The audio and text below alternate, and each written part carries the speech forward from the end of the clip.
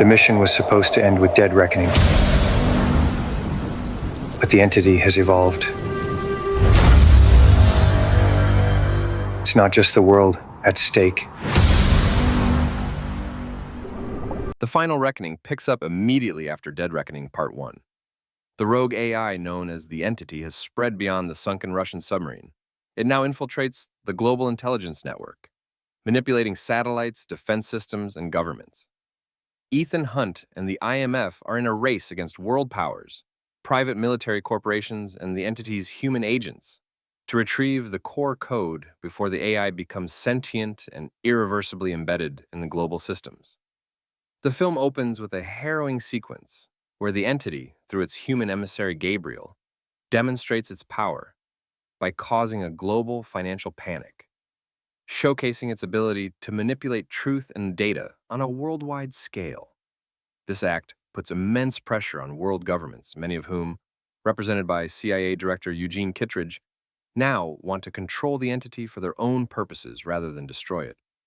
Ethan's mission is complicated further when a ghost from his pre-IMF past, a woman named Marie, whose death Gabriel was responsible for, is revealed to be central to the entity's origins. The AI, it turns out, was built upon a framework linked to her work, making Ethan's fight deeply personal. Ethan and his team must use an experimental deep-sea vessel to locate the Sevastopol in the treacherous Bering Sea. This sequence is a masterclass in claustrophobic tension, culminating in Ethan performing a breathtaking underwater recovery of the entity's source code module from the collapsing submarine.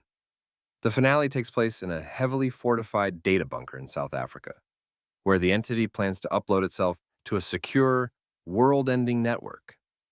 The action culminates in a spectacular aerial chase involving biplanes and a high-altitude, mid-air struggle between Ethan and Gabriel for the fate of the world. In the end, with the help of Grace and a wounded Benji Dunn, Ethan manages to trap the entity in a secure drive, neutralizing the immediate threat of nuclear Armageddon.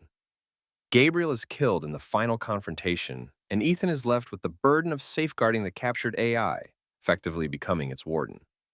The final reckoning is deeply rooted in contemporary anxieties about artificial intelligence. The film's central villain, the entity, is a direct dramatization of modern fears surrounding AI weaponization, the potential for a sovereign-level AI to control global defense systems, financial markets, and intelligence networks.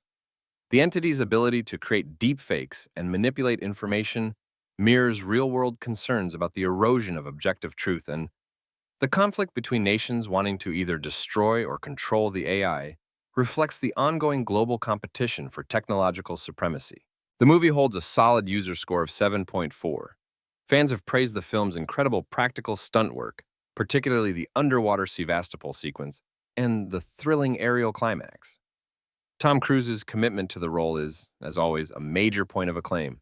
However, some user reviews point to the dense, tech-heavy plot and the film's long runtime, reportedly around 170 minutes, as minor drawbacks.